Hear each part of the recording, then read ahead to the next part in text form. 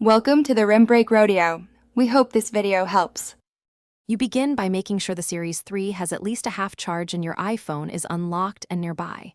This reduces pairing errors.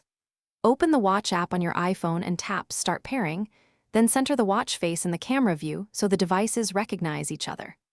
Once paired, sign in with your Apple ID and allow Wi-Fi and cellular permissions. Doing so lets data sync and enables features like activity and app downloads automatically.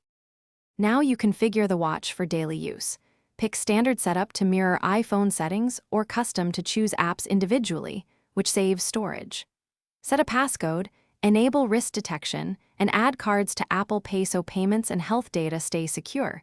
These steps also allow auto lock and fall detection to work properly. Next, customize the watch face and complications to surface the info you need, and fine-tune notification settings to avoid interruptions while still receiving important alerts. Finish by syncing content, health data, apps, and music, which may take several minutes. Make sure the iPhone stays close until the completion indicator appears. Then check for Watch OS updates in the Watch app under General Software Update and install to get bug fixes and security patches.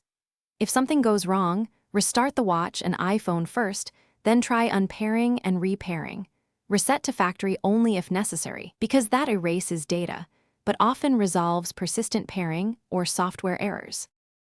Thanks for watching. Consider subscribing if we helped you.